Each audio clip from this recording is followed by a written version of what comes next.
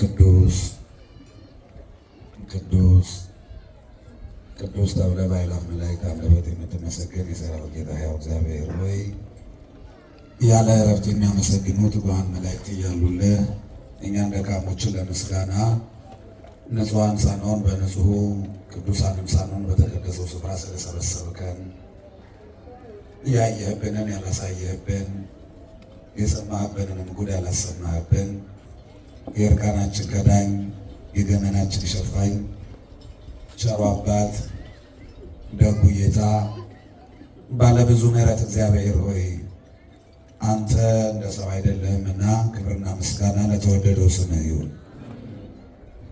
ክቡር መምህራችን መጋቤ ምስጢር መምህር ሞገስ፣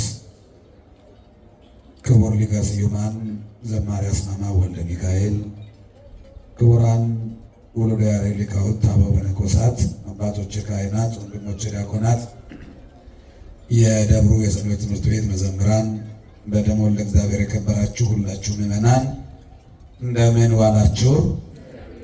እንደምን ዋላችሁ? እንደምን እስከዚህ ሰዓት ደረሳችሁ?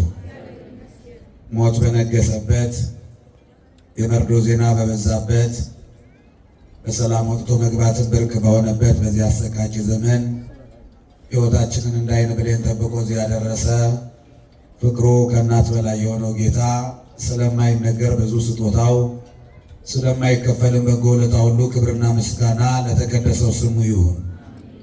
ቅዱስ ኤፍሬም በውዳሴው፣ አባ ሕርያቆስ በቅዳሴው፣ ቅዱስ ጊዮርጊስ በሰዓታቱ፣ ቅዱስ ያሬድን በማህሌቱ አወድሰው ያልጠገቧት የቅዱሳኑ ናፍቆት ወላዲተ አምላክ ድንግል ማርያም ከምድር የተገኘች ሰማይ ከሰማይ የሰፋች ዓለም ሰማይና ምድር የማይችሉትን ጌታ በክፏ የያዘች ዓለምን በዝናብ አብቅሎ በፀሐይ አብስሎ የሚመግበውንም ጌታ ጡቷን ይዛ የመገበች ዓለምን እንደ እንቁላል በመሃል እጁ የያዘውን አምላክ በእጆቿ የታቀፈች ድንግል ማርያም ምስጋና ይግባት። ለቅዱሳን ሁሉ እንደየክብራቸው ምስጋና ይድረሳቸው። እስመ ቅናተ ቤትከ በልዐኒ፣ የቤትህ ቅናት በላኝ። የዳዊት መዝሙር 68 ቁጥር 9 እግዚአብሔር ቢረዳን የምንነጋገርበት የትምህርታችን ርዕስ ነው። እስኪ ሁላችሁ የቤትህ ቅናት በሉ። ድምፃችሁን አንደበታችሁን አስባርኩ። ድምፃችሁን ከፍ አድርጉና የቤትህ ቅናት በላኝ። የዳዊት መዝሙር ወንዶቹ ምዕራፍ ስንት ነው? ወንዶቹ መዝሙር እሺ፣ ሴቶቹ ቁጥር 9 መዝሙር 68 እግዚአብሔር በቸርነቱ ሁላችንን የሚያስተምረን በኦርቶዶክሳዊት ቤተክርስቲያን ስርዓት በቅዱስ ያሬድም የዜማ ስልት መሰረት ጧትም እንደተማማራችሁት በእርግጠኝነት ትማሩታላችሁ። ይህ ሳምንት ምኩራብ ይባላል። እስኪ ለመማር ማስተማሩ እንዲመች ጠዋት የነበራችሁ አንድ እጃችሁን አውጡ። ጠዋት የተማራችሁ እዚህ የነበራችሁ እጃችሁን አውጡ። በጣም ጥሩ፣ እግዚአብሔር ይስጥልኝ። ያልነበራችሁ ደግሞ እስኪ እጃችሁን አሳዩ። በፈረቃ ነው እንዴት ነው? ይህ ሳምንት በቤተ ክርስቲያናችን ስያሜ ምኩራብ ይባላል። እስኪ በሉ። የመጀመሪያው ሳምንት ምን ይባል ነበር? ዘወረደ። ሁለተኛው ቅድስት፣ ሶስተኛው ምኩራብ። ቃል በቃል ሲተረጎም አዳራሽ ማለት ነው። በዘመነ አይሁድ ከክርስቶስ ልደት በፊት በነበረው ጊዜ ለአምልኮ ለመንፈሳዊ ተግባራት ይከናወኑበት ይሰበሰቡበት የነበረ አዳራሽ ማለት ነው። ቤተ ክርስቲያኗ እዚህ ከመድረሷ አስቀድሞ 3 ሂደቶችን ሄዳለች። የመጀመሪያው እንደ ቤተ ክርስቲያን ስርዓት አምልኮ ይፈጸምበት የነበረው ቦታ ደብተራ ኦሪት ይባላል፣ ወይም ድንኳን ማለት ነው። ምንድን ነው ያ? ለሙሴ እንዴት መስራት እንዳለበት እግዚአብሔር ያሳየው፣ እንዲህ አድርገህ ስራ ብሎ እግዚአብሔር ነግሮት የሰራው የሙሴ ደብተራ ኦሪት አለ። ያ ደብተራ ኦሪት ያ ድንኳን የሚተከልና የሚነቀል ከአንድ ቦታ ወደ አንድ ቦታ ሊንቀሳቀስ የሚችል ነው። በእኛ ቤተ ክርስቲያን ከዓመት አንድ ቀን እንጠቀመዋለን፣ ለጥምቀት ማለት ነው። የጥምቀት ቀን የምንጠቀመው ያ ድንኳን አይነት ነበረ በሙሴ ዘመን የነበረው የሥርዓተ አምልኮ መፈጸሚያ። በኋላ ደግሞ ምኩራብ መጣ። ምኩራብ ማለት ምን ማለት ነው? አዳራሽ ማለት ነው። ስለዚህ አገልግሎቱ መንፈሳዊው ሥርዓተ አምልኮ በምኩራብ ወይም በአዳራሽ ይከናወን ጀመር። እስከ መቼ? እስከ ክርስቶስ መምጣት። ከክርስቶስ መምጣት በኋላ ደግሞ ኢየሱስ ክርስቶስ ዛሬ ሊቃውንቱ በቅዱስ ያሬድ የዜማ ስልት መሰረት እንዲህ ብለው ነው ያዜሙት። ቦአ ኢየሱስ ምኩራበ አይሁድ ወመሐረ ቃለ ሃይማኖት። ኢየሱስ ክርስቶስ ለስም አጠራሩ ክብር ይግባውና ወደ አይሁድ ምኩራብ ገባ፣ የሃይማኖትንም ስርዓት አስተማረ ይላል። ወዴት ገባ? ወደ ምኩራቡ፣ ወደ አዳራሹ፣ ሕዝቡ ወደ ተሰበሰበበት ገባ፣ የሃይማኖትን ትምህርትና ስርዓት አስተማረ። ስለዚህ ዛሬ ላይ የሚታሰበው ያ በብሉይ ኪዳን ያ ከክርስቶስ ልደት መምጣት በፊት የነበረው ያ የአዳራሹ ስርዓተ አምልኮ የነበረው ስርዓተ ክንውኑ ስርዓቱ ይዘከርበታል፣ ይታሰብበታል ማለት ነው። በቀጣይ ግን ክርስቶስ መጣ። ክርስቶስ ሲመጣ ማንን መሰረተ? በደሙ የገሃነም ደጆች የማያነዋውጣት ቤተ ክርስቲያንን መሰረታት። ራሱ መሰረት ነው። በደሙ የተመሰረተች ናት። መሰረቷ እርሱ ነው። ጉልላቷም እርሱ ነው። ቤተ ክርስቲያኔን ይላል የማቴዎስ ወንጌል ምዕራፍ 16 ውስጥ ቤተ ክርስቲያኔን እሰራታለሁ። የሚሰራው ምንድን ላይ ነው ከተባለ የጴጥሮስ እምነት ላይ ነው። ጴጥሮስ አንተ የሕያው እግዚአብሔር ልጅ እግዚአብሔር ነህ ብሎ ሲመሰክር በዚህ አቋም፣ በዚህ እምነት፣ በዚህ ጽናት ላይ ቤት አንተ ምንድን ነህ? አለት ነህ። ይሄ እምነት እንደ አለት የጸና ነው ማለት ነው እንጂ ጴጥሮስ ድንጋይ አይደለም። አንተ አለት ነህ። እምነትህ እንዲህ ታላቅ ነው። እምነት ይሄ እምነት እንደ አለት የጸና ነው። አለት ዝም ብሎ በሆነ ባልሆነው ድንጋይን ሲነካው ፀሐይን ሲነካው የሚፈረካከስ እንዳልሆነ የጸና እንደሆነ ሁሉ ይህ አንተ ያመንከው እምነትን የጸና የኑፋቄ፣ የጥርጣሬ፣ የክህደት ማዕበል ቢመጣ የማይናወጥ እምነት አለ። እዚህ እምነት ላይ ቤተ ክርስቲያን ትመሰረታለች አለና ቤተ ክርስቲያንን መሰረታት። አሁን ያለችዋ ቤተ ክርስቲያን ቤተ ክርስቲያን ተብላለች። ይህች ቤተ ክርስቲያን እንዳልኳችሁ በማን ደም የተመሰረተች ናት? በማን ደም የተመሰረተች ናት? መሰረቷ ማን ነው? ጉልላቷ ማን ነው? በውስጧ የሚበላው ስጋ ማን ነው? በውስጧ የሚጠጣው ደም ማን ነው? እላይዋ ላይ የሚሰቀለው መስቀል ማን የተሰቀለበት ነው? ስለዚህ ይህች ቤተ ክርስቲያን እንዳልኳችሁ መሰረቷ፣ ጉልላቷ፣ ሁሉ ነገሯ ክርስቶስ ነው። ቤተ ክርስቲያን ቅዱስ ያሬድ ሲገልጣት እንደዚህ ነው የሚገልጣት። ሐረገ ወይን እንተ በምድር ሥረዊሃ ወበሰማይ አይጹቂሃ። ቤተ ክርስቲያን ማለት ስሮቿ መሬት ላይ የተተከሉ ቅርንጫፎቿ ግን ሰማይ ላይ ያሉ የወይን ሐረግ ናት። እስኪ በሉ ቤተ ክርስቲያን ማለት በሉ። ስሮቿ መሬት ላይ የተተከሉ ቅርንጫፎቿ ግን ሰማይ ላይ ያሉ የወይን ሐረግ ናት። ቤተ ክርስቲያን ምንድን ናት? የወይን ሐረግ። ስሮቿ የት ናቸው ማለት ምን ማለት ነው? ቤተ ክርስቲያን መሬት ላይ ተሰርታለች። ቅርንጫፎቿ የት ናቸው? ሰማይ ላይ ናት። በምድር ነው ያለችው፣ ግን አጀንዳዋ ሰማያዊ ብቻ ነው። በስጋዊው ዓለም ነው ያለችው፣ ግን ስርዓቷ መንፈሳዊ ነው። በሚያልፈው በሚጠፋው ዓለም ላይ ነው ያለችው፣ ግን ዓላማዋ ዘላለማዊ ነው። ቤተ ክርስቲያን ቅዱስ ያሬድ ይመልስና አሁንም እንደዚህ ይላታል። ይህች ቤተ ክርስቲያን ፈተና የሚያጠነክራት፣ መከራ የሚያጸናት። ምን የሚያጸናት? መከራ የብዙዎቹን ቤት ፈቷል።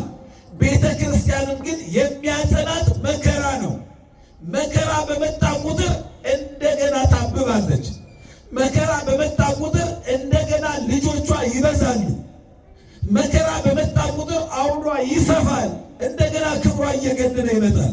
ይኸውላችሁ እንደ አበሻ ዳቦ ቤተ ክርስቲያን ከላይም ከታችም ከግራም ከቀኝም እሳት ይነዳል። ቤተ ክርስቲያን ላይ የሁሉ ማዕበል እየተነሳ የሁሉ መከራ እየተፈራረቀ የሁሉ ፈተና እያለባት ቤተ ክርስቲያን ግን እያደረች ታምራለች። ለምን ከተባለ የሚጠብቃት ሙሽራዋ ክርስቶስ አይተኛም፣ አያንቀላፋም። ያ ክንደ ብርቱ ኖላዊ ኄር መልካሙ እረኛ በደሙ ነው የመሰረታት፣ አይተዋትም። እሷ ደግሞ ታከብረዋለች፣ ታገነዋለች፣ ትቀኝለታለች። ቤተ ክርስቲያን ክርስቶስን ስትጠራው ሙሽራዬ ብላ ነው የምትጠራው። እስኪ በሉት፣ በማርያም ድገሙት፣ ሰልሱት። ትናፍቀዋለች እንዲህ ተሞሽራ። ያ ሙሽራዋ መጥቶ እስኪ ተቀልላት ድረስ ትዌድሶ መራት ቅዱስ ያሬድ በጥቅምት ወር በሚዜመው የመዝሙር ክፍሉ ላይ ሙሽሪት ቤተ ክርስቲያን ሙሽራዋ ክርስቶስን እንዲህ እያለች በናፍቆት ትጠራዋለች፣ ታወድሰዋለች። ወንድሜ አካሌ ሆይ ቃልህ ያማረ ነው። ምን ያማረ ነው? የመድኃኔዓለም የሙሽራው ክርስቶስ ቃሉ ምን ያለ ነው? ያማረ ነው። የሚያጽናና፣ የተሰበሩትን የሚጠግን፣ የወደቁትን የሚያነሳ፣ ድሃ አደጎችን መከታ ጋሻ ብርቱ መጠጊያ የሚሆን፣ ባልቴቶቹን የሚረዳ፣ አባት እናት የሞቱባቸውን እጓለ ማውታ ወላጅ አልባነት ስሜት ሳይሰማቸው በመጽናናት እንዲኖሩ የሚያደርግ አባት የሚሆን፣ ምን የሚሆን? እናትም የሚሆን፣ እንጀራ የሚሆን፣ ውሃ የሚሆን ብቻ ክርስቶስ ሁሉ ነገር ነው። መድኃኒዓለም ምንድን ነው? ሁሉ ነገር ለጨለመበት የሚያበራ የማይጠልቅ ፀሐይ የማይጠፋ ፋኖስ ነው። መንገድ ለጠፋበት ወደ አባቱ ወደ አብ የሚያደርስ መንገድ ነው። ሕይወትም ነው። ለራበው ምንድን ነው? የሕይወት እንጀራ ነው። ለተጠሙት የሕይወት ውሃ ነው። አንድ ነገር ብቻ አይደለም ክርስቶስ። ይኸውላችሁ ስንደክም ስንተኛ መልካም እረኛ ነው። ምንድን ነው? ሲርበን ደግሞ በግ ነው፣ ይበላል። ስንደክም ጠባቂ ነው፣ ይጠብቃል። ስንራብ ምግብ ይሆናል። ስንጠማ መጠጥ ይሆናል። ሲጨልምብን ብርሃን ይሆናል። ምስጋና ይግባው። ይህ አምላክ ያለው ብርቱ መጠጊያ ነው። ይህች ቤተ ክርስቲያን ሙሽራዋ ክርስቶስን በዚህ ልክ ታከብረዋለች። ሁልጊዜ የክርስቶስን ሥጋ ለምእመናኑ ታቀብልና ይህንን ድንቅ አምላክ እንዲህ ብላ ታወድሰዋለች። እኔ ቃል ሁሌ ይገርመኛል። አንድ ነው ክርስቶስ፣ ታውቃላችሁ። ስንት ነው? አንድ በግ ነው አለች። እዚህ ቤት የሚታረደው ግን በየቀኑ እናርደዋለን። እስመ ንሰዋከ ለለዕለቱ ወንጸብሐከ ዝየ ወበዝህ ደምከ ነአጽብ ጌጋዬ እያለች በጣም በሚገርም ተመስጦ ውስጥ ታከብረዋለች። ስንት በግ ነው? መቼ ይታረዳል? በየቀኑ አንዱ በግ እኮ ነው። ከዛ በአጽናፈ ዓለም ይጠባ አሃዱ ሥጋሁ፣ አንዱ የአንዱ በግ ደም የአንዱ በግ ሥጋ በአጽናፈ ዓለም ይበቃል። በአጽናፈ ዓለም ላለ የሰው ልጅ ይበቃል። አንዱ በግ በየቀኑ ይታረዳል። እስኪ አምና የፋሲካ የታረደ በግ ዘንድሮ ይታረዳል? አይታረድም። ዛሬ የፋሲካ ዕለት ይታረዳል። የዳግማይ ትንሣኤ ዕለት ይታረዳል። አንድ በግ ስንት ጊዜ ነው የሚታረደው? በማርያም ነገሩኝ። አንድ በግ ስንት ጊዜ ነው የሚታረደው? አንድ በግ አንድ ጊዜ ይታረዳል። በየቀኑ የሚታረደው በግ መድኃኒዓለም ነው። የሙሽሪት ቤተ ክርስቲያን ሙሽራዋ ክርስቶስ። እንዲያው እንዲህ አይነት ሙሽራ አይታችሁ ታውቃላችሁ ወይ ይላል ሊቁ። መኑ ዘሬ መራዌ ዘይጠብእ ሥጋሁ በጊዜ ከብካቡ ወይትበላ ለግሙራ። እንዲህ አይነት ሙሽራ የዚች ቤተ ክርስቲያን ሙሽራዋ ክርስቶስን የሚመስል ሌላ ሙሽራ የለም ማለት። የት ነው ያያችሁት? እስኪ እንዲህ አይነት ሙሽራ በሰርጉ ቀን ወዳጆቹን ጠርቶ ጋብዞ ደግሞ የጠራቸው እድምተኞቹ ተሰብስበው ድንኳኑን ሲሞሉት የራሱን ሥጋ እየቆረጠ የሚያበላ ሙሽራ፣ ያ ሙሽራ ክርስቶስ ነው። ሙሽሪት ቤተ ክርስቲያን። መኑ ዘሬ መራዌ ዘይቀድህ ደግሞ በጊዜ ከብካቡ ወይሰተይ ለግሙራ። ኧረ እንዲህ አይነት ሙሽራ ሲያየማን ነው? በሰርጉ ቀን ታዳሚዎቹን ጠርቶ እነሱም ጥሪውን አክብረው ሲሰበሰቡ ለታዳሚዎቹ የራሱን ደም እየቀዳ የሚያጠጣ ሙሽራ፣ ያ ሙሽራ ክርስቶስ ነው። ይቺ ቤተ ክርስቲያን ሙሽራዋ ክርስቶስን በዚህ ልክ ታከብረዋለች። ስለዚህ ቤተ ክርስቲያኗ ብዙ ጥያቄዎች የተመለሱበት ቅዱስ ዮሐንስ አፈወርቅ እንደነገረን ቤተ ክርስቲያኗ መንፈሳዊት ሆስፒታል ናት። ምንድን ናት? በማርያም ንገሩ። ምንድን ናት? መንፈሳዊት ሆስፒታል ናት። ብዙዎቹን የምትፈውስ ያለምንም ክፍያ፣ የልብ ስብራታቸውን የምትጠግን፣ የሚፈስ እንባቸውን የምታብስ፣ የተቆረጠውን ተስፋ እንደገና የምትቀጥልላቸው፣ የጨለመ ሕይወታቸውን እንደገና የምታነጋው ይች ቤተ ክርስቲያን ናት። ብዙዎቹ እንደ ባለ ሀብት በዓለማዊው ሕክምና መታከም ያልቻሉ ተስፋ ቆርጠው እዚህ ቤት የመጡ ግን በዓለም የማይገኘውን መፍትሄ ያገኙባት ቤተ ክርስቲያን ናት። ስለዚህ ይቺ ቤተ ክርስቲያን ስጋችንንም ነፍሳችንንም የምትፈውስ መንፈሳዊት ሆስፒታል ናት። ለዚህ እኮ ነው እሷ ሆስፒታል ስለሆነች ኃጢአትን ስንናዘዝ ሉቃስ ሲመዘገብልን ሂድና ራስህን ለካህን ምን በል አስመርምር። ምን በል አብትን ነው የሚለው በግዕዙ። አስመርምር ነው ቃል በቃል ስተረጎም። መመርመር ማለት ምን ማለት ነው? ምን ይሰማል፣ እንዴት ያደርጋል እያለ ዶክተሩና ህመምተኛው የሚያደርጉት ቃለ ምልልስ ነው አይደለ? ልክ እዚህ ቤት ይመጣና ለካህን ራስን እናስመረምራለን። ከመንፍታ ዘኢይትፈታ።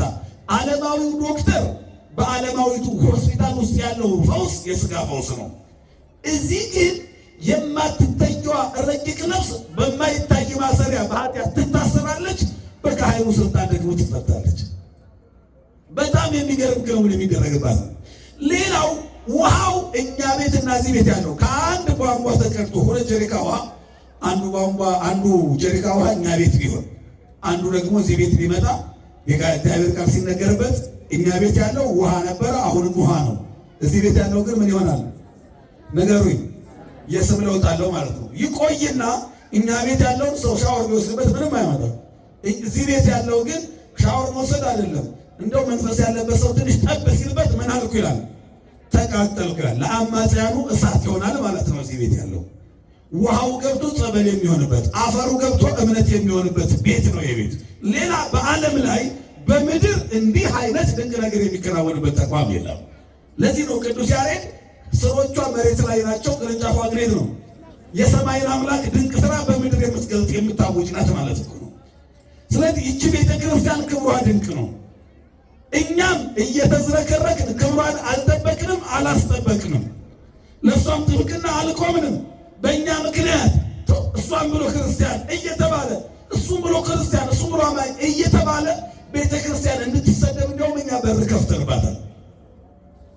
ግን ይህም ሆኖ ከውስጥም ከውጭም ከግራም ከቀኝም የሁሉም ኃይል እየተነሳ እሷ የተገባላት ኪዳን አለ።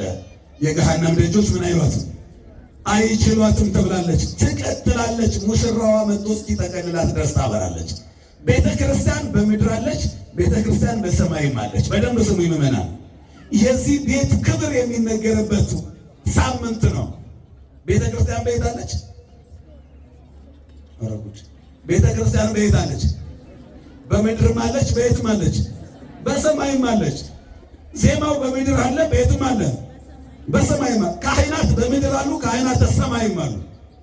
ልዩነቱ ምንድን ነው ካላችሁኝ፣ ምድራዊቷ ቤተ ክርስቲያንና ሰማያዊቷ ቤተ ክርስቲያን ልዩነታቸው፣ ምድራዊቷ ቤተ ክርስቲያን ፈተናዋ ያላለቀላት ቤተ ክርስቲያን ናት። ገና ማንም ተነስቶ አፉን የሚያላቅቅባት፣ ማንም ተነስቶ ላቃጥለሽ የሚላት የሚገፋት የሚያሳድዳት ናት ይህች ቤተ ክርስቲያን። ሰማያዊቷ መቅደስ ግን ፈተናዋ ያለቀላት ናት፣ ስጋት የሌለባት ናት።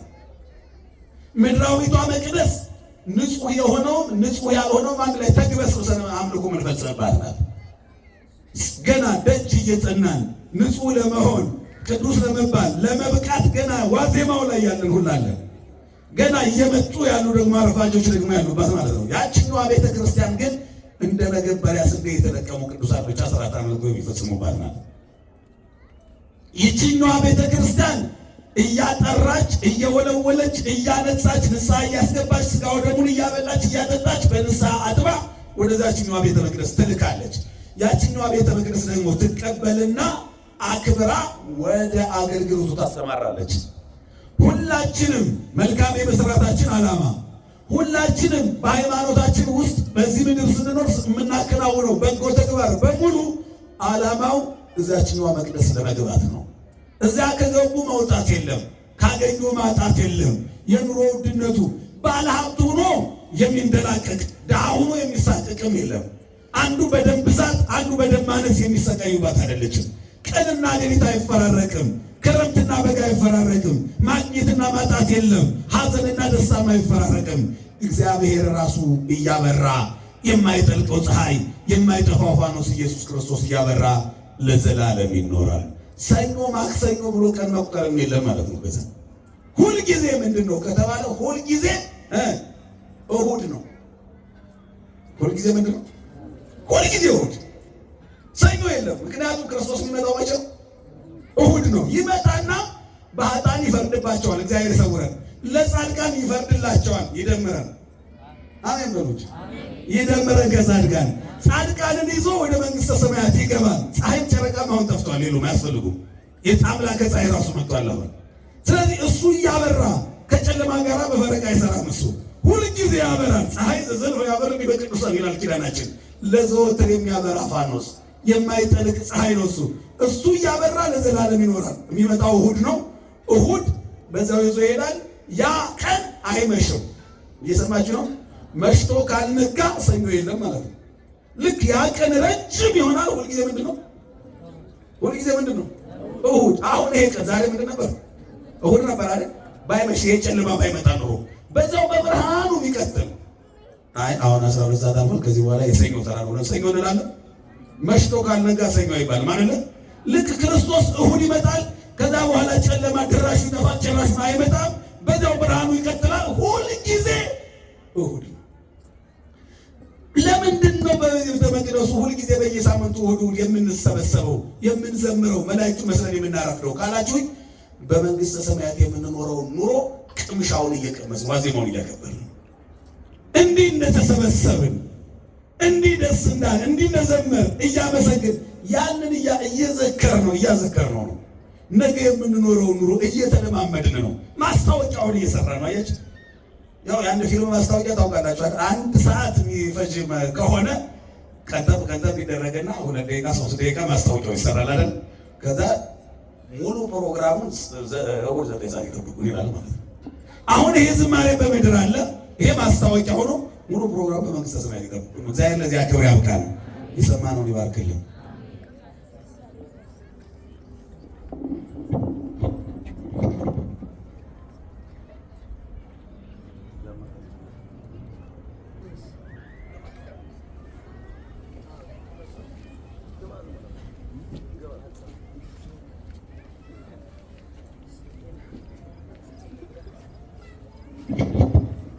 ለመምህራችን ቃለ ሕይወትን ያሰማልን፣ ቃለ ሕይወትን ያሰማልን። የአገልግሎት ዘመናቸውን እግዚአብሔር አምላክ ይባርክልን፣ ቀድስልን። እግዚአብሔርን አመስግኑላቸው። የመምህራችን የትምህርታቸው ርዕስ ምን ነበር?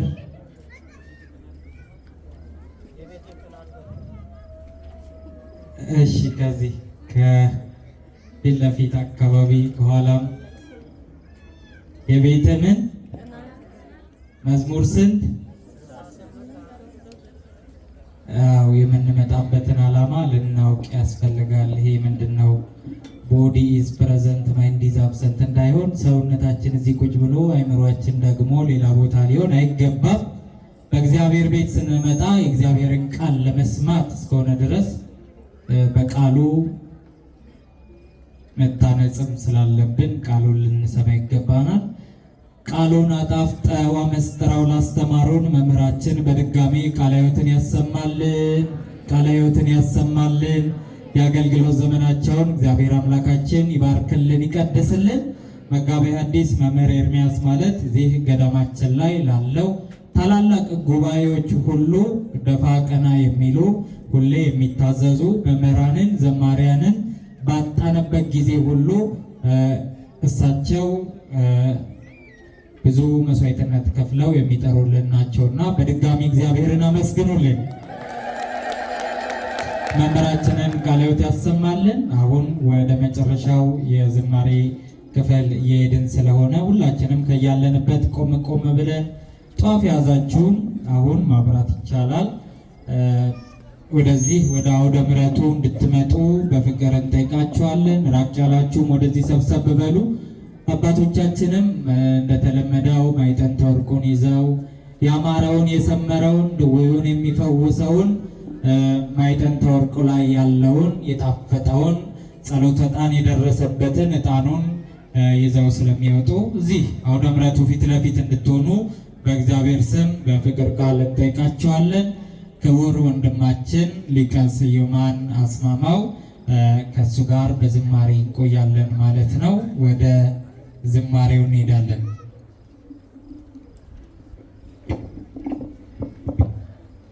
በድጋሚ እንደምን አመሻችሁ።